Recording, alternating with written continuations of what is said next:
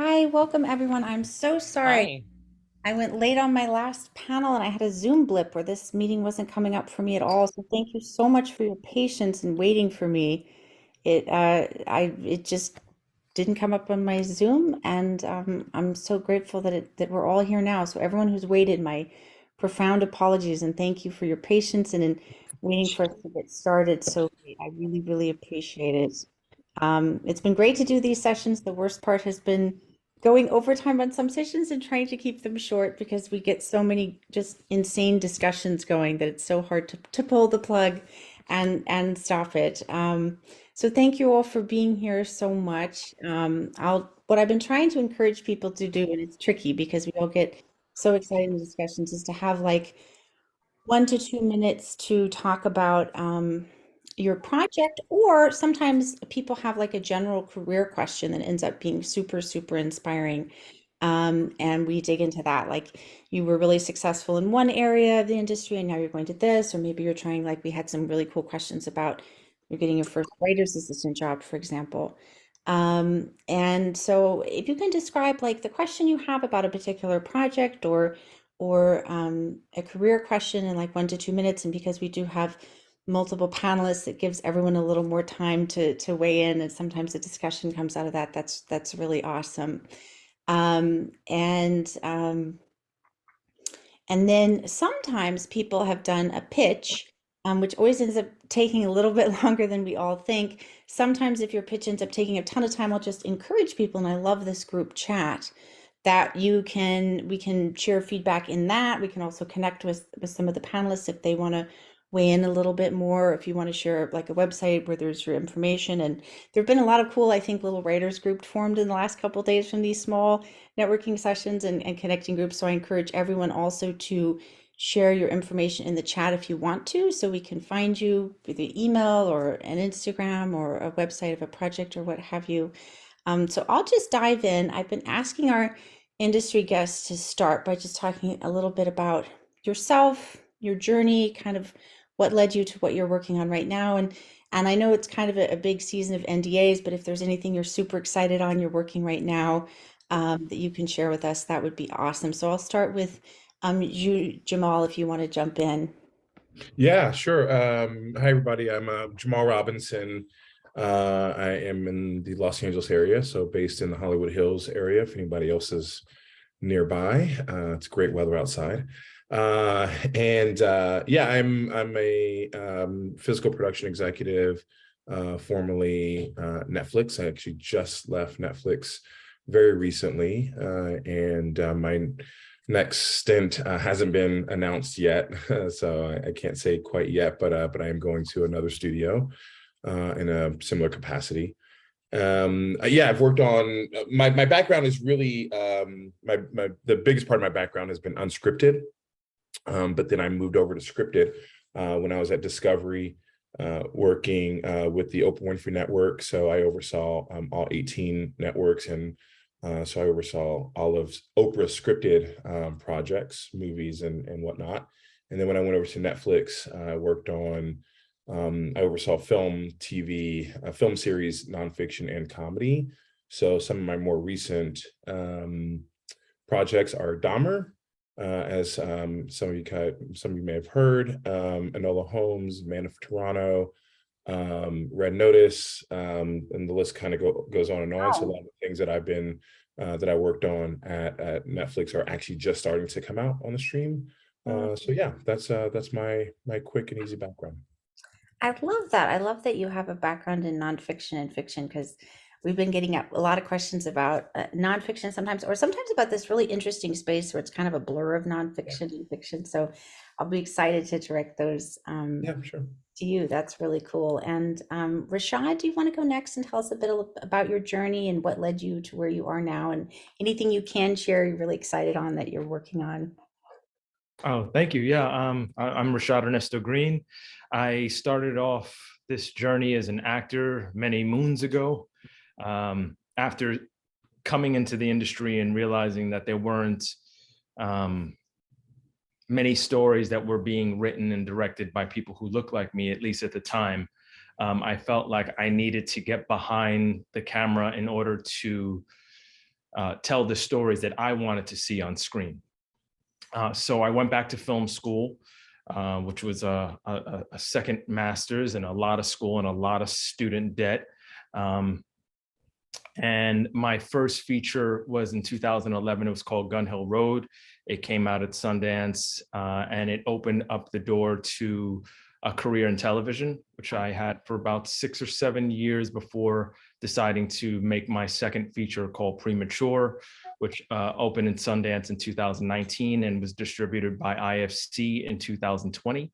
And that has opened the door to a couple of feature projects that I have in development right now and a couple of TV things. That's awesome. That's a really cool journey. And I just have a personal question listening to this because it's such a cool story. When you were going back to school for the second time, did you have doubts? Did anyone in your life have doubts, or did you 100% know, like, this is totally going to be worth it? You know, at the time I was doing what's called black box theater in, Yeah. you know, let's talk in the regional theater. I was out in St. Louis, Missouri. And I love acting. I loved it so passionately. But you know, my life, most of my life was really about supporting the habit as opposed to performing. You know, I got to perform like this much of the time, and the rest of the time was, you know, I was either catering or, you know, substitute teaching or doing something to support the habit. And I was like, okay, I would like to, you know, kind of reverse this formula a little bit. And especially when I was doing that last show out in St. Louis, and I would take my bow every night, and I would look at the audience, and it was an elderly white crowd. And as much as I love performing, I asked myself, you know, who does this benefit? Who is this for? And of course, you know, I'm open to anybody learning and enjoying the art. But I think at that point, I wanted to reach a broader cross section of people, people of different ages and different you know, nationalities. You know, I wanted to affect the communities that I came from, and I asked myself, you know,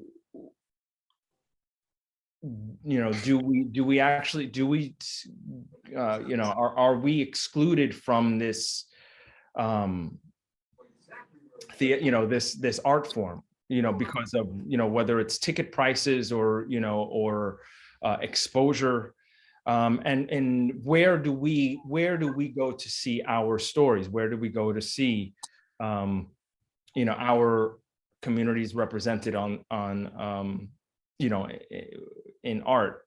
And I felt at the time that I should get behind the camera because I felt like TV and film just reach broader audiences. And just a personal anecdote, when I was out in St. Louis, my grandfather passed away here on the East Coast. And it really just got me to thinking about life and how short life was, and you know, like not wasting any opportunity. And the character that I was playing in regional theater at the time was a security guard that he was talking to a younger security guard, and he referred this book to his mentee. That was very much like 7 Habits of Highly Effective People. So when I was reading this book, and it talked about envisioning your life from the perspective of your funeral and looking ahead 3 years, and you know, you're sitting in your casket, and you know, your wife comes up to the podium and, you know, says what kind of man you were. Sorry, I'm hearing a little bit of feedback from somebody's mic. But yeah, it talks about, you know, whether it's your wife or your children, whoever's, or your friends or your colleagues, getting up there and talking about the kind of person you were here on Earth. And at that time, because my grandfather had just passed away, I was reflecting about life in such a profound way that there wasn't really any fear associated with like changing my own narrative at that point. I was more scared of dying and more scared of, I feared death and not, being able to,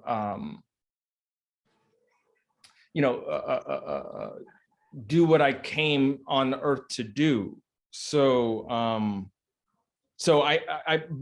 I guess in a big way, my grandfather's passing kind of propelled me towards making a decision that I might not have if I didn't have a traumatic event in my family. Yeah. Yeah. Well, hearing a little bit of something from somewhere, but I'm not sure where it is. But that was really powerful, Rashaad. It's interesting how like sometimes these terrible things that happen to us give us a new shot of bravery when it feels like life is really so fragile and it's not going to keep going on forever the way we think. And then suddenly we have that courage to shake things up. And I myself am a huge theater lover and kind of worked in theater first. And I feel exactly what you're saying. You kind of realize that you're putting so much effort into something that is so ephemeral and only a tiny handful of people will see it, most of whom are not living lives reflective of everyone in the general population. And it's really awesome that you came from that world and kind of brought your storytelling to a bigger audience too. Yeah, it's funny because August Wilson was, the playwright that kind of roped me into the theater to begin with, where I felt like here was a man who was, creating art that spoke to me, but yet who got to benefit from it. Yeah. Once I followed that path and jumped into the pool sort of head first, I Yeah. said, and found just found myself kind of questioning and testing, that. Like I said, I'm 100%, I would love to affect whoever comes to see, theater or, but when the communities that I want to affect most don't seem to be exposed or excluded in some way, Yeah. I felt like I needed to change my path. Yeah, but we're all richer for it because I'm sure I wouldn't have been able to see you in St. Louis, but I can see your films. So I appreciate that actually a lot. And Peter, do you want to jump in and talk a bit about your journey and what you're working on and anything you can share with us that you're excited about right now?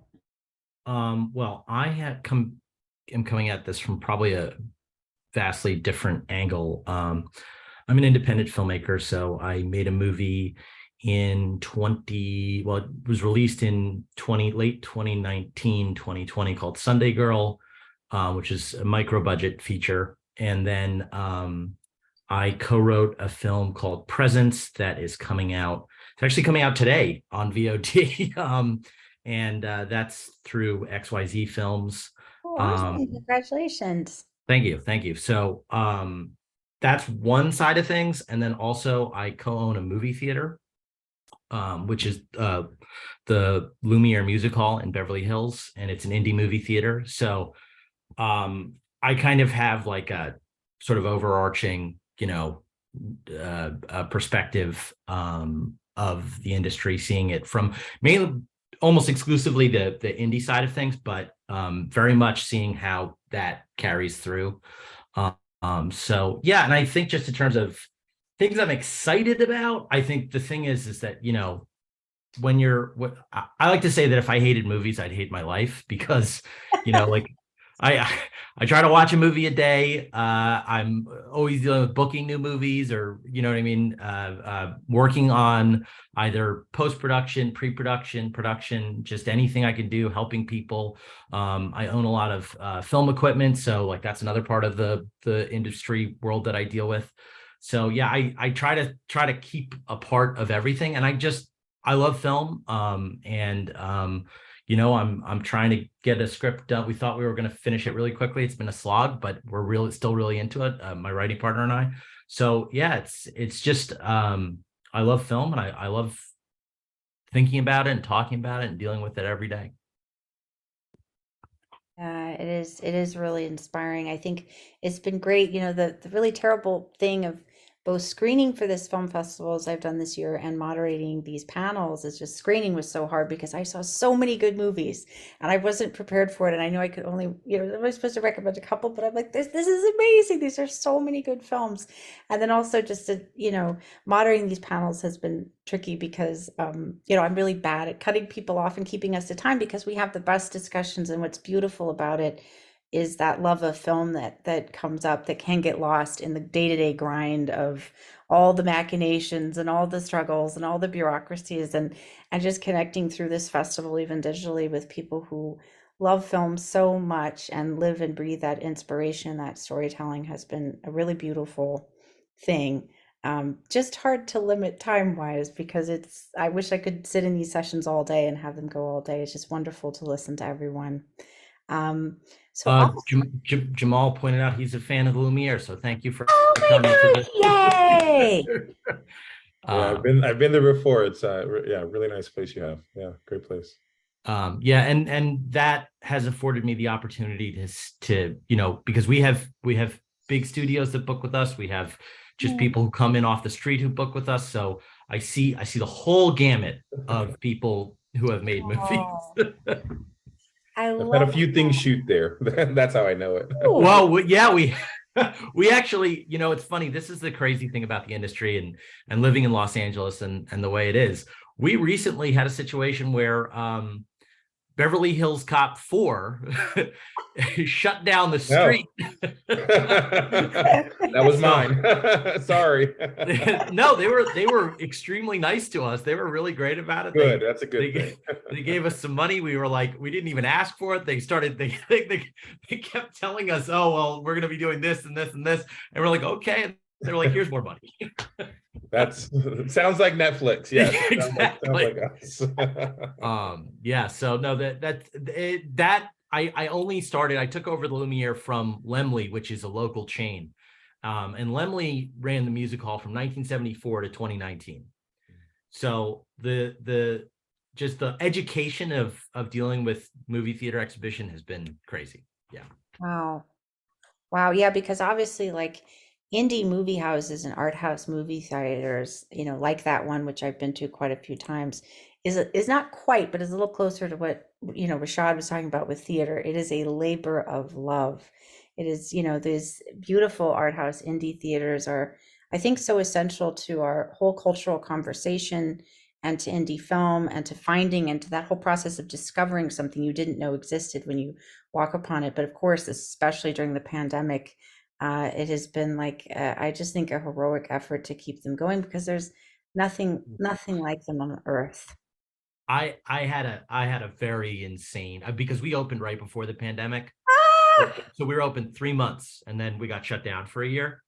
So it was crazy dramatic story. We were 2 hours away from giving the keys back to the landlord. It was absolutely insane. So yeah, that was crazy. But to your point, the ecosystem is really interesting because, like, at a key moment, we had a GoFundMe that didn't raise a lot, but it raised just enough. And Quentin Tarantino's movie theater in New Beverly, they shared our story on Twitter, and it just got us that many more people to give and just get by. You know what I mean? So no, it's a really important part of the culture and the industry that a lot of people don't realize how important it is. Absolutely.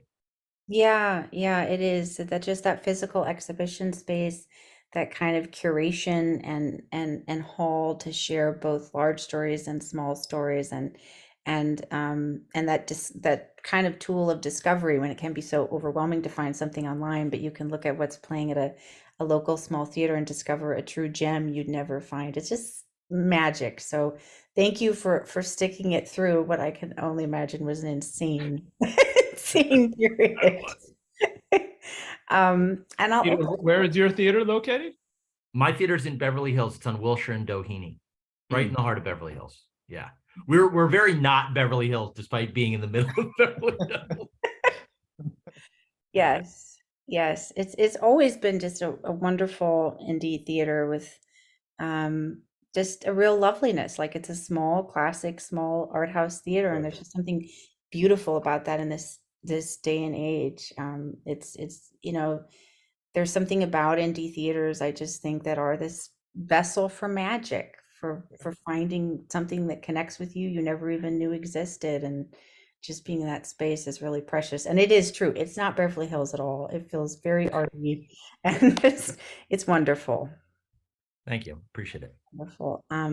So to open it up to our attendees, as I said, and I've been terrible at it, I've been asking everyone to like in 1 to 2 minutes tell us either a bit about a project we could give you advice on, or a pitch you want a little feedback on, or if you have like a career question we could weigh in. And we have just, such a wealth right here, from everything from exhibition to writer, producer, director to someone on the streaming side. Like, we've really got an incredible panel of experts to help here. So I'll start with you, Jessica. You come up at the top of my screen.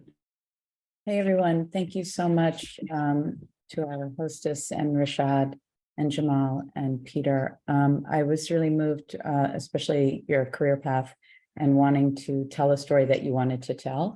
I'm a screenwriter. I'm here because my short won, the short script won Big Apple Film Festival. Thank you very much. It's about Iraq in 1946. And my father's Iraqi, and this is a big thing for me. Minorities in Iraq and transcending differences. I won't get into the whole thing, but I feel it's my heritage to write about. I've written all kinds of silly things, but I keep going back to that because it's like my muse. And I'm about to write about Iraq in 1972. And it's just like, who's ever going to make these films? It's a bunch of Arabs. It's another country. It's another time. Like, should I really stick to one location, things that I could film with my iPhone and maybe get a proof of concept, or like, of a rom-com that's modern, or should I continue to follow my heart? Well, you can always combine the two. There's that as well. A lot of filmmakers use genre to tell stories that otherwise wouldn't be told. So that's one thing I'll say to you, is that's a big history in Hollywood, especially, of films that tell people about something while telling them an entertaining story, and people sort of it gets slipped in. Major cultural changes have happened that way. So that's one thing I would just throw out there off the top of my head. Yeah, I'd say to always follow your heart. Can I ask you, the feature that you're developing, how sprawling or how big is it? I mean, it's a guy who lives in northern Iraq and goes to Baghdad to work for the government, and comes into its crosshairs, and they're trying to kill him. And it's in 1972. So, I mean, because that was a moment when Saddam Hussein was on the rise and all these things. It'd be a little like, the country's been so ravaged by war since then. It'd be a little difficult to set any other way. So we're talking about like your exterior and locations. I mean, or is it something where the perspective can be played interior or inside of homes and apartments, or offices? I love that question, and I think it could. And the one that won Big Apple Film Festival, it's called Transjordan. There's a lot of, it's mostly in cafes and clubs. It's about a nightclub singer. She runs away from a bad marriage. Those are great questions. I mean, I never think of it in practical terms, because it just seems, it's hard for me to get past thinking that it might be something people want to like, but not necessarily want to fund or watch, if you know what I mean. Yeah, I mean, so just speaking from, experience and, also wanting to tell stories that are, from my heart, but, there are the practical implications, that you have to contend with. And when you say 1946 and you say 1972 Iraq, people may go, oh my God, like, let's what? But if you have the ability to shape the story in a certain way where you can get away with shooting it on a low budget, it's still period. It's a small amount of, cast. It's, it's all interior, where you can have a production designer just have fun, and you can shoot it anywhere in the world. Then, these are considered, that's just why I ask, how big or sprawling it is it, And can these stories somehow be crammed into a few apartments and offices with some production design and costume design and a few characters, and all of a sudden you are in 1946 Iraq or 1972. I want to piggyback on what Rashaad said, because one thing about the talent of a writer, of a screenwriter in particular, that I don't think I've ever heard anyone actually talk about in a formal sense in terms of screenwriting training. One of the biggest abilities is to write to budget, and to write with an awareness of production, and to write with a producer's mindset. So like he's talking about, if you have this sense of, okay, how can I communicate the time and place in a way that isn't budget heavy? That's a screenwriting talent. That is a way of writing that is something that you have to learn as a screenwriter, especially when you're getting started and you're dealing with lower budgets. It's even something huge budget filmmakers have to deal with. If you read Darren Aronofsky's career trajectory, he talks about he was going to make $100 million version of The Fountain. I think the budget ended up being 30 or 40 million. And he had to learn how to bring $100 million story in for 30 to $40 million, and it involved rewriting it. And so that's part of your job as a screenwriter, is to understand that part of the skill set is writing to understanding production. Yeah. And Peter, you really hit the nail on the head. I was working on a film at Netflix probably about 6 months ago, and we had an action scene in, I want to say it was like Japan or something like that. It was a car chase scene in Japan, and I know this is certainly dealing with a much bigger budget, obviously, but to the point that Peter just made, it took a few weeks for me to talk to the writers and the director and just say, listen, we got to cut this budget. We got to figure out what we can do. And, the writers were very, very much against it, cutting any scenes. But the one scene that saved us probably, I think it was like $20 million, was that one scene. And, and the film itself, which will be out, I think, early next year, the film itself, it's just fine. You as the audience are not going to see any difference. So I think, to Peter's point, it's really sort of thinking outside the box, right? When you're writing, so that you can be, as well as still tell a great story, certainly being budget conscious when you're dealing with indie, micro budgets or mid budgets. I just saw a Causeway on Apple TV not too long ago, and you take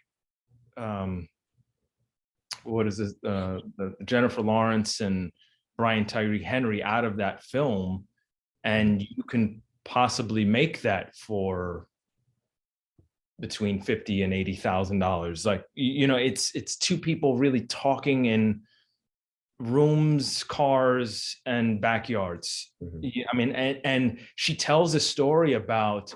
I'm sorry if there's if anyone who hasn't seen it, as far as spoilers, she recounts an episode from her time in at war, and what happened to her and her fellow soldiers was very, very traumatic.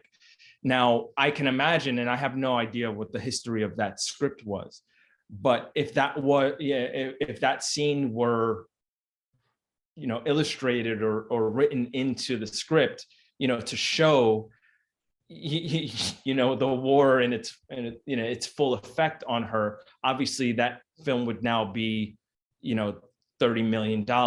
But now they're dealing with that very subject matter. They're dealing with the aftermath of it, and they're dealing with it between two to three people. And now you have a film that has all of the themes that you want to, explore, but it's done, on a micro budget. So Yeah, I think that another really good example of this, a filmmaker to actually look at from this totally other perspective, is Jordan Peele. Jordan Peele, and it's also a good example of somebody who's telling very sociological stories. He's telling stories that have to do with his experiences and all of these complex things about race in America and all of the, but he's telling genre stories at the same time. If you look at his stories, they are all really beautifully written to budget. Get Out mostly takes place in one location. It's 4 or 5 main characters. Same thing with Us.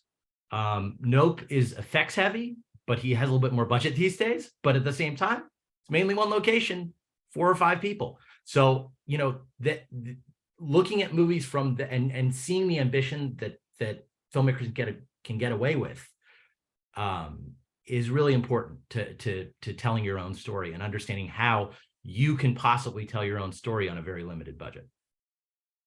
I really want to thank everyone. That's so inspiring. Thank you so much from my heart. Yeah, those were a lot of just really, really interesting suggestions and observations, and I'm kind of avoiding that false polarity of, you know, is it a big film or a small film, or can I go with my heart, or does it have to be commercial? Like finding the ways to meld those things by being really thoughtful in your writing about what are the production requirements. It's just really interesting. It's never how we think from the beginning creatively, but that's such a powerful note about how to make it more makeable, especially if it's a story that feels more character driven or more personal than like a huge blockbuster movie. So that was really, really just really inspiring. I agree. Jerome, I want to go to you next. If you want to jump in with a question for us or some advice or feedback we can give, that would be helpful. Yeah, I'm happy you remembered my name, Mary Jerome. Yeah, I remember you very well. Yeah, that's good. Yeah, thank you very much. Yeah, I'm Jerome. I don't think the last time I mentioned where I'm from Pittsburgh, Pennsylvania, and I'm basically a screenwriter. Got some things going on Amazon. I have a few novelists on Amazon and things of that nature. But I've been starting to write screenplays recently and got some really good traction. But at this point, you know, I'm trying to make a short or sizzle or things of that nature. But one of the questions that I had for this panel is like distribution. I'm not real familiar with distribution. I've seen there's a lot of, you know, you guys made movies, you're working for major companies, you have your own theater. Like once you may have the money or can get the money and you want to make this short or the film on a micro budget, how do you approach as an indie if you want to bypass the producers and things of that nature? How do you actually get like distribution? Like how do you reach out to distribution? I know some studios have their own and things of that nature, but like independent distribution to just get the film out there. Yeah, I will say that Peter's definitely probably better to answer this question, but I'll start off by saying, you know, a lot of people ask the question, what's the fastest way to get to Hollywood? And the response is take Fountain. And that's a really old saying that Fountains is a street that's in Los Angeles. It's just to say that there's no right or wrong way. However, that being said, there's so many different avenues to distribution. You know, certainly I've dealt with and will be dealing with some quite large distributions, but you know, it really is I think representation is key. And what I mean by that is representation from an agent or a manager is key, because a lot of places that certainly some of us may work at or have worked at, they won't even remotely speak to you. And there are literary agents that you can connect with, quite frankly, even just simply Googling. I know it sounds a little, you know, little maybe kiddish, but it really is a bit that. So, but Peter, I feel like you're probably better suited to answer this question from a theater perspective. Yeah, I'm also from the indie filmmaker perspective. I Yeah. was actually super curious to hear what you would say about it, and Yeah. and yeah, certainly representation. That's an IMDb Pro. it's I don't know how much it is. It's not a lot of money a year. Get IMDb Pro. Look at every writer who's maybe in a similar lane than you. See who they're rep by. Contact that rep. See what they say. Just the people forget that the grind is part of a writer's job, a creative's job as well. Just sending out those emails, getting people to respond, getting feedback, all that stuff is important. So that's a huge part of it. But yeah, to illustrate an example of you never know. We got to a point, this film that I co-wrote, we made it right before the pandemic, and it sat on the shelf kind of, and we didn't know what to do with it. We had somebody repping the film who he's very well connected. He couldn't do anything with it because he didn't know how to sell a movie, and that's something that matters. It's a specific skill set. But the thing that I found is that the wait kind of helped me learn a lot, because I just started talking to everybody I could. And when you start talking to everybody you can about something, you start getting down paths you don't expect. And I had a meeting with a guy who did not like our movie, told me it wasn't worth anything. And he was the most helpful by far of anyone. he said, right. Because the other thing too about, and this is another point that I'll make that's really important, don't take it personally. If somebody doesn't like your movie, just, okay, cool. Can you help me? I'm not looking for compliments here. I'm looking for advice. And I think because I wasn't, emotional about it, I just said, okay, is there anything I can do with this? He said, I think Shudder buys a lot off of this festival in the Midwest. It's called Panic Fest. You should try that. I know the guy who runs it. I could probably get you in. He got me in, and we got all these offers as a result of being in Panic Fest. I mean, it's just like, that's the thing to remember, is that, if you just keep reaching out and keep talking to people, if you're not, if you're just reaching out to distributors cold, they get that a lot. If you're not repped, if you don't have a background, they're just going to sort of be like, I don't know who you are. You know what I mean? So yeah, it's important to look at your network and who you know, and talk to all of those people and see what path you can take from there. Yeah. To piggyback on what Peter was saying, and I don't disagree that reaching out to people is part of that grind, but cold calling anybody in the industry, whether it's managers, agents, distributors, I feel like it should not be the majority of your time. I think the majority of your time should be spent exploring film festivals, which is what Peter had also mentioned, because in film festivals, you're going to encounter a lot of people who are starting out, who might be able to help you out, who are more open to what you might be able to bring to the table. So, of course, in Pittsburgh, whatever local film festival, especially if there's any niche film festival that have to do with, the African-American community or diaspora, if you're encountering filmmakers who might not be writers, and you can present something to them that might help them, they want to help you, they want to direct your material, you might give them an idea, just start shaking hands, passing out cards, bringing your novels, saying, whatever it is, but contact those folks that are just starting out. And once you have, I would say, try to focus on creating something, the content, right? Whether it's a short film or obviously low budget feature, try to get those people that will help you, whether it's producer, directors, writers starting out, who will help you create the content. And then the film festival is where it will be exhibited. And those who are able to see it will come to you if they want to distribute it. That's usually how it works. If you get yourself into a film festival that has some sort of industry component, of course, in the Pittsburgh area, you'll start there. But if you want to, buy a ticket to Tribeca, if you want to come up to New York for the week, that Tribeca is playing, or, the African-American, American Black Film Festival in Florida or wherever they're exhibiting it, if you want to go down there for the weekend, whenever that is, and start shaking hands, you spend a few days in a hotel or whatever, and you're meeting so many people in that few days that might be able to help you get started. Okay. Just to add to that too, especially local film festivals, volunteering. You volunteer. It's low, low point of entry. You start talking to people, you get in the mix, and that is the major advantage of it over any kind of cold calling, is that, people react differently to somebody they meet face to face and actually get to know. Yeah. Okay.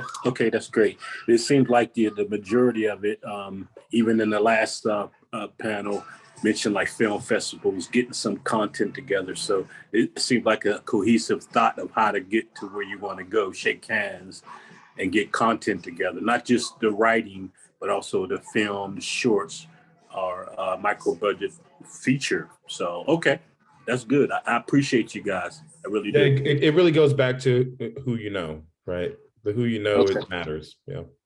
I will say every single filmmaker that I know working today started at film festivals with shorts. Every single one. Okay. Good. That's Thank you all very much. thank you. Good to see you again, Jerome. I'm Good to glad. see you too. All right. Yeah, it's awesome you're back. And I know we had such a late start. Again, my apologies. So we probably will go a little over time. Anyone who has to leave, just leave. Don't feel bad about it, of course, because we started late. Of the 3 attendees I have left, and one person is only being displayed to me as iPad, so I'm sorry I can't say your name. I have Whitney and Claudia. And do any of you have to go exactly at the hour? Okay, so I'll just go through people in order, and then again, if anyone has to go, I completely understand. The group chat has been awesome in these sessions. If anyone wants to share their website, their socials, their emails, any way to reach you, portfolios, whatever, feel free to do so. I think it's been really cool to see all the interchange that's gone on with the group chat. So I'll go next to you, Whitney, because you're displaying next. If we have some feedback or advice or thoughts we can share with you, you've got a question for us. Sure. Well, all of the advice so far has been so fantastic, and just being able to be in the space with all of you is such a treat and such a privilege. I'm a screenwriter based in Brooklyn. I'm here because I have a supernatural thriller feature length that was a quarter finalist in the competition, so was very excited about that news. And actually, my question is primarily for, I guess, for Rashaad and also Peter. It's interesting what you said, Rashaad, about the path to becoming a filmmaker, really getting immersed in film festivals and making your own work, because that's something that I've been thinking a lot about and is a path I'm trying to go down. So appreciated that advice, because it sort of confirmed how I've been feeling. But all that to say, I have plans in the next year to direct a short for the first time. And I'd just be kind of interested to hear from both of you about sort of unexpected pitfalls or challenges that you encountered when you went out to be a first-time filmmaker, when you went out to make your first film, and sort of like how you ended up navigating some of those. Sure. So when I started making shorts, or the feature, or both? Whatever you started with, or both, I guess. Yeah, if you encountered, like, once you moved to features, if you encountered different challenges. Sure. Yeah, I mean, challenges at every stage, on every film, on every project, right? That's just the nature of it. It's just the nature of it. So I had never made a short film except for, when I applied to film school.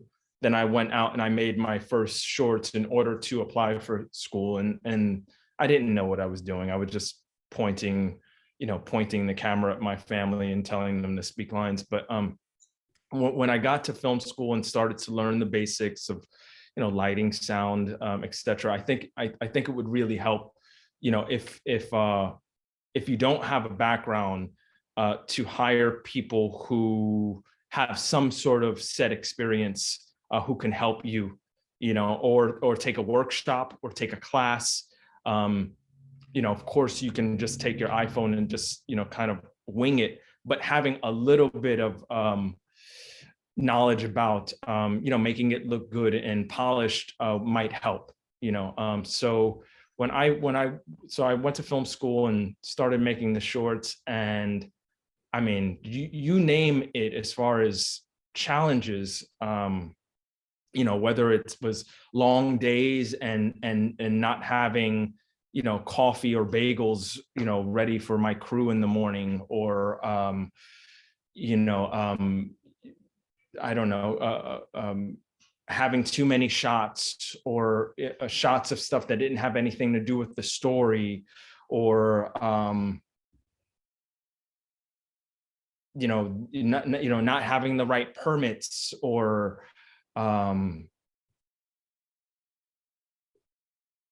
it just, I mean, anything and everything that you can possibly think of, we encountered at some point or another.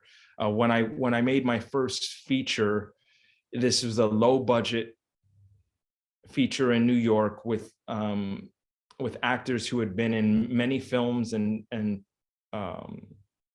television series. So they were used to working a certain way. And I was just coming out from film school with people who were kind of, working for free and for favors. And I was thrown into a more professional atmosphere, or they were thrown into sort of a student atmosphere at the same time, and having to encounter people with personalities, people who were used to working a certain way, and just trying to steer that ship, in the right direction before it completely sunk, was my job. And I think the thing I think I took for granted was I thought, all of the focus for a filmmaker was really about what was in front of the camera, what was on screen, and putting all your focus into that. But what I realized is that so much of my energy became about handling personalities behind the camera, and keeping everybody sort of on the same page, and dealing with the problems of production, as opposed to just thinking about this is about the art or about the story. It was really about just making sure that the house didn't burn down behind me, so to speak. So those were some of the lessons. I hope that answered your question. That's a great answer to my question. Thank you so much. Really helpful. Yeah, a lot of thoughts ran through my mind. Jhamal, it's nice to meet you. Take care. Yeah. Yeah, thank you. Thank No, you. you are wonderful. Thank you very much. A lot of thoughts ran through my mind hearing all of that. So the super practical advice I can give you that I think is really something that you can go either way with it. But so on the one hand, you could say to yourself, well, I've never made a movie before, I'll just dive right into it, see what happens, and go from there. And that's fine. I have no problem with reckless abandon and feeling that way as an artist, as a filmmaker. I'm not trying to discourage that. However, on the other hand, you can do something, and I didn't know there was a name for this until recently. Maybe you guys have heard of this a lot. I don't know. It's called 3-2-1. And it's 3 pages of dialogue, 2 actors, 1 location. So you could do this next week with your friends. Get your 2 best actor friends, write a scene of 3 pages, shoot dialogue between them, edit it together, accept that life is pain and that it looks terrible and you did everything wrong. And, you learn so much just from watching something you have cut together. And so, that's your step towards becoming a filmmaker. You just do that. And when you do it, you'll start to look at dialogue coverage in movies differently. You'll start to say, oh, they put the camera there when that guy said that and blah, blah, blah. It's more than just pointing a camera at somebody. So that's the ultra practical advice about, just getting started as a director. Do a simple scene, see what happens. And then to Rashaad's point, which is really, it's so fundamental, is this idea of your crew and your set. It's an organism. It's its own entity. And, you think you're going to be dealing with, like, is this scene any good? And instead it's like, well, the camera department hates the sound guy and they're saying that blah, blah, blah. So there's a Truffaut film, Day for Night, about filmmaking. And a huge part of the production for one day rests upon the fact that one of the PAs like knows how to change a tire. It's just like totally crazy stuff is always happening. Accept it, enjoy it. It's part of the fun. But you can probably get so much out of doing a 3-2-1 just to get started and see where you're at as a filmmaker. And like Rashaad said, get the best cinematographer, get the best sound person, say, hey, can you come over for a few hours? I just want to shoot this scene. If especially if they're friends with you, it makes it really easy to start to see how they work and what they do and how you work as a director, because there's so much you have to learn about communicating. It's all communication, and you'll say something and you get a blank stare and you're like, how do I get past this? It might also help, like you said, Peter, as far as volunteering at film festivals, you can also volunteer to be on somebody's set, whether, as a PA, if you have friends, if you're in Brooklyn, I'm sure there's plenty of folks that who work on set all the time. And, if somebody needs an extra hand and you can just sit there and watch or shadow, another film set, might help you. Yeah, I've been doing a bit of the PAing and shadowing, which is, like you said, a tremendous learning experience. The 3-2-1 advice is amazing, and I'm absolutely going to implement that. Thank you. I hadn't even occurred to me to try and do that before I go and tackle the more complicated things. So that's wonderful. Thank you. Yeah, that is a great exercise, Peter. I'm going to steal that. I did a thing years ago. I had already made a movie. I made a movie when I was, about 10 years ago, that I just kind of vaulted. I just said, well, it's first feature, it's low budget, who cares? I just did it. And,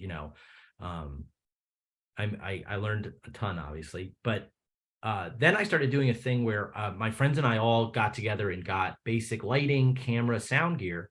And every Monday, it's Los Angeles. Nobody works on Monday because they're all waiters. And so every Monday we just shoot a little short we did that for a few months. And I just was experimenting and doing all sorts. So that kind of stuff, that is invaluable, because it's a very low cost way to deal with many of the same problems you're dealing with on a very expensive short film, let's say. Cool. That's amazing. Really, really helpful advice. Thank you both. Yeah, that was awesome. That was tremendous. I loved listening to that. Claudia, I know you're off screen, but if you want to jump in, if you're still with us, we'd love to hear from you. If you have a question we can answer, or you want some feedback, or you're anything at all we can help with. Thank you.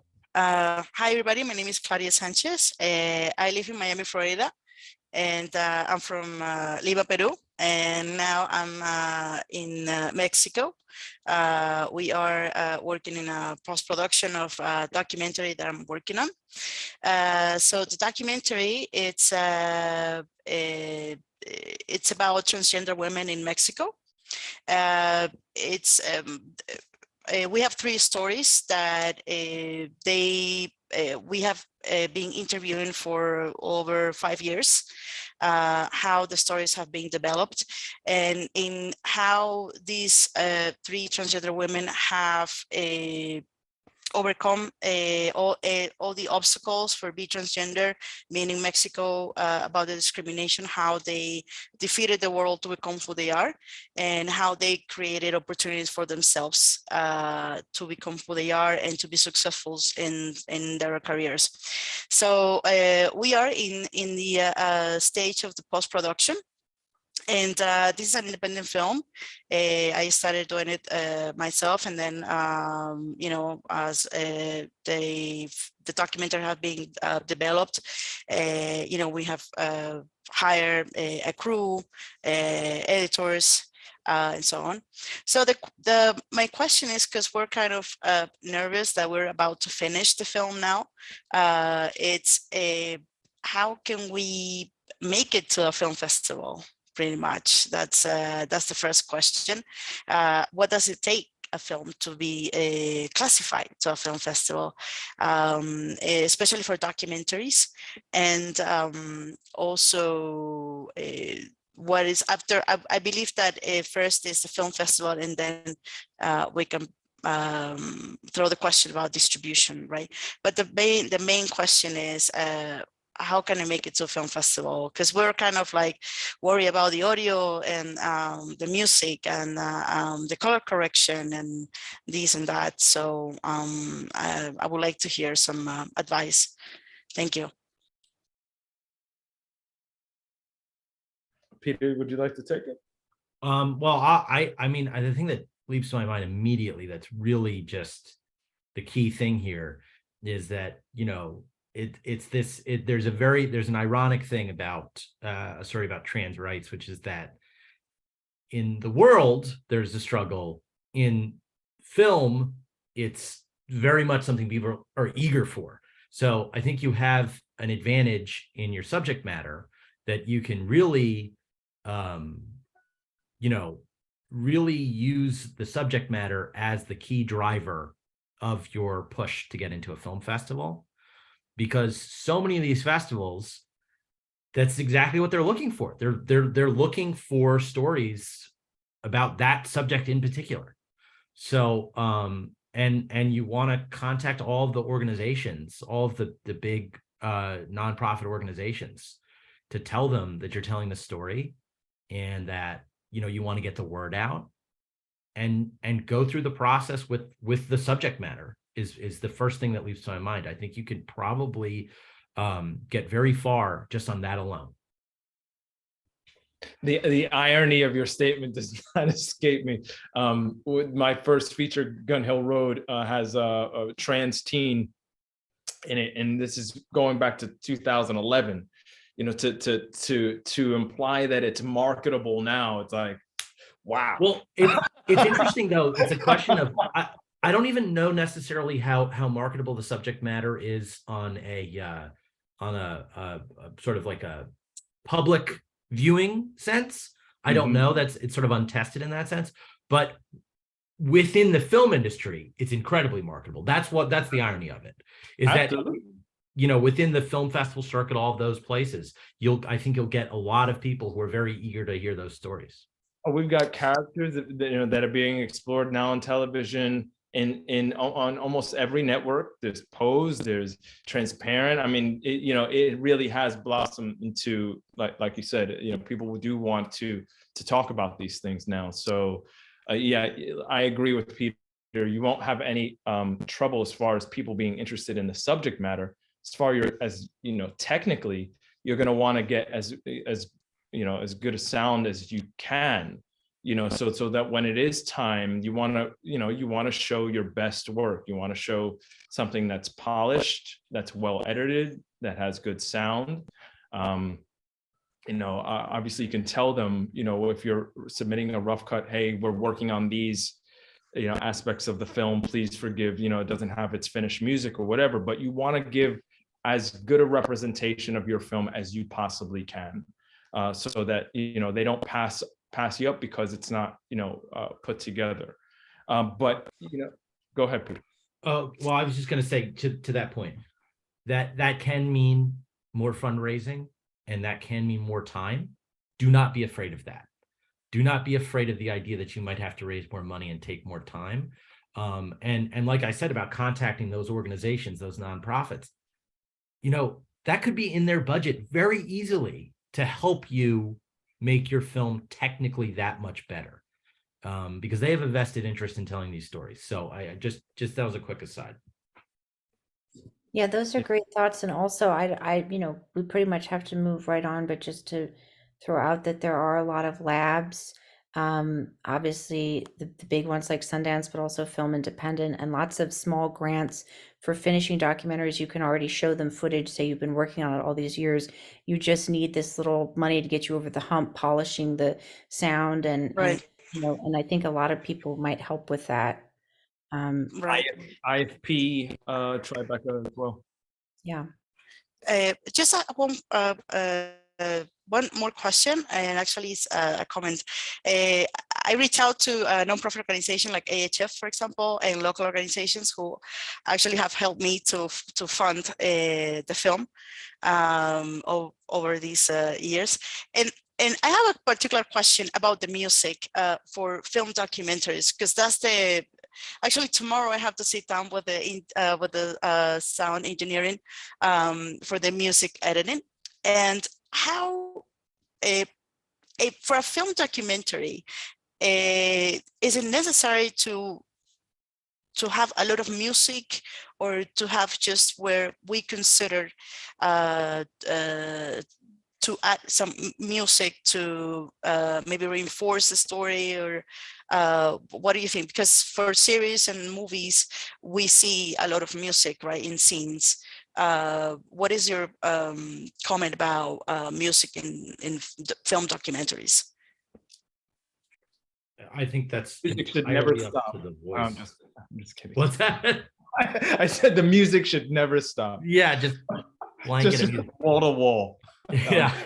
I think it's entirely up to the filmmaker and to the piece. It should come from the material, not be put on the material. So, you know, if you think a scene needs music, go for it. You know, documentary films are about telling a story, and telling a story sometimes involves reinforcing a point. And if music is a powerful tool for that, nothing wrong with it. So don't be afraid of it. Don't use it because you think you have to. What serves the movie best? Right. Okay, cool. And then Elena, Thank you. I'm so glad you changed your display, so I know your name now. If you want to, I'm sorry you have to start so late, but if you want to jump in with a question for us or some feedback or advice we can give you. Okay, thank you. Hi, my name's Alina, and I'll just tell you quickly, I have a lot of things that I do, but my questions will be basically about my two top films. But I did a lot during the pandemic, especially. I've been doing film festivals. I got 31 wins.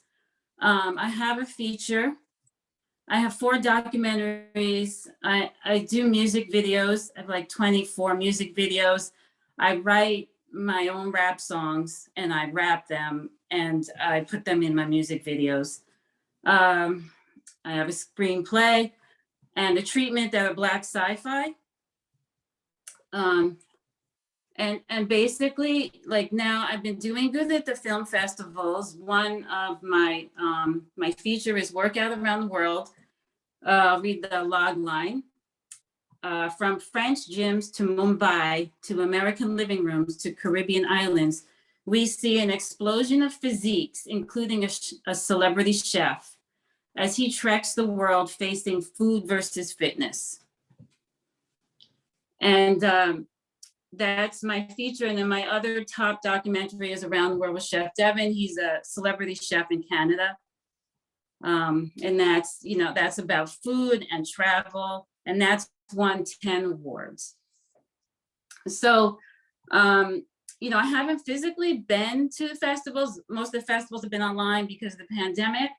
But, you know, I'm eager to get involved and to start moving to the next step after I'm winning in festivals. I do a lot of different things. Like I said, I rap, I write songs, and, you know, do I need an agent? Do I need a manager? How do I get the next connection to move out from where I am?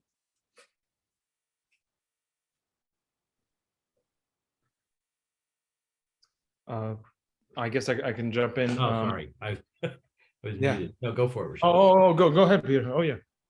Well, I know it just sounds like you're getting a lot of stuff done as it is. So congratulations. Seems like you're very productive and you're expressing yourself. You're actually making things, and that's the name of the game. So, if it's a matter of making more things, the question is, do you have financing? Do you, but I think things like finding representation, that's a great idea.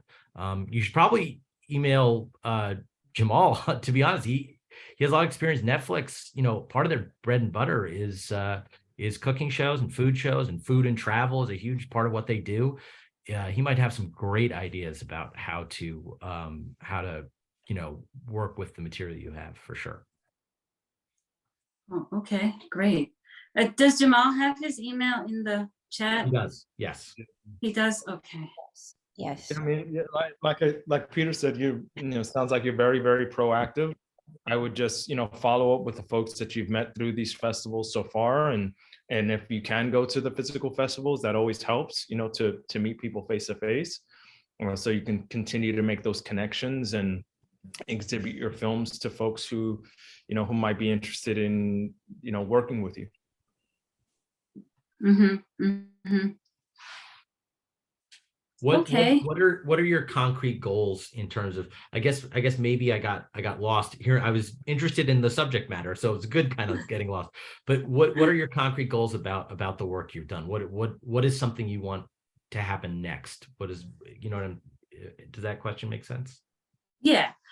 Okay. So I'll say Around the World with Chef Devin is a short, and it's finished as a short, but it has more possibilities because Devin is a celebrity chef already, and he was actually going to be going to Pakistan, but he had to stop that plan because of the things going on.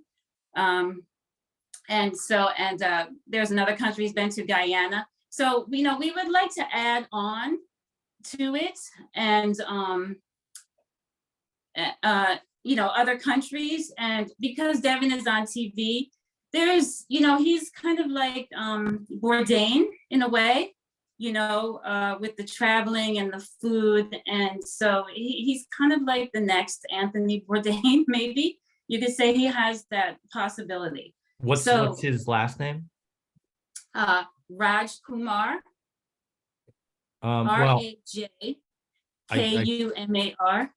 His first name is Devin. I see it. Okay. Yeah, I think. And so he's based out of Canada. I see. Okay. Toronto. I think that, if you keep asking people that with it sounds like, your best bet with that short is actually television from what I can tell, because it's really like exactly what a lot of TV networks are showing these days and looking for. So, depending on the short itself, you can start a conversation with. I can I actually know somebody in a non-scripted that I can definitely, if you send me the short, I can take a look at it and tell you, what I think about it. But the thing that I'll also say is that it's one thing to be a short, it's another thing to be a proof of concept, and it's yet another thing to be what's called a sizzle reel, which is generally how you pitch television. So you can kind of take the material you have and think of it in different ways, and maybe say to yourself, well, maybe this is a sizzle reel for a television show, and that's how it needs to be edited. And that's 1 to 2 minutes. That's very fast paced. That's rapid fire editing. That's really pushing the point of the series. So packaging matters a lot when you're talking about, these kind of things. So that's what I would say to you is that, don't lock yourself into, I have a short film. Maybe say to yourself, I have a sizzle reel for a series. Yes, and I like that. That's exactly, the way I kind of envisioned it, but I wasn't sure because I do a lot of different things. So, and, with Devin, it's all about travel and, show after show. And Around the World with Chef Devin, it was in, he traveled to Mumbai, he traveled to Nepal, he traveled to London, he's in Turks and Caicos, he's in Canada, he's in Nova Scotia. All these different places, and Pakistan is coming, and Guyana. And so it's exciting. And he's also in my other movie, in the workout film, because every place he went to, he did the workouts, the exercise, so that we could use that for the other film as well. So we have like, you know, 2 things going on. And he's, you know, he's in television already too. So Yeah, maybe Peter, would you like to maybe do a direct message? I'm actually, I'll send everybody my contact info and all of that so everybody can know. So everyone can I follow. put my email in there, miniyamaha@aol.com. All right. There have been a lot of great, really wonderful email shares here, and I saw Whitney had a message for Jessica. I don't know if you saw that, Jessica. She'd love to connect since you're both New Yorkers working on some great projects. Yes, and the Lumière Cinema, yay! I don't see Jhamal's information.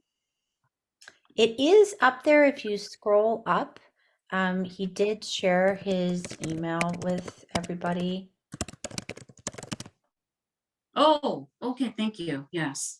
Yes, you'll see a lot of people have shared emails. It's been a really wonderfully connective chat today.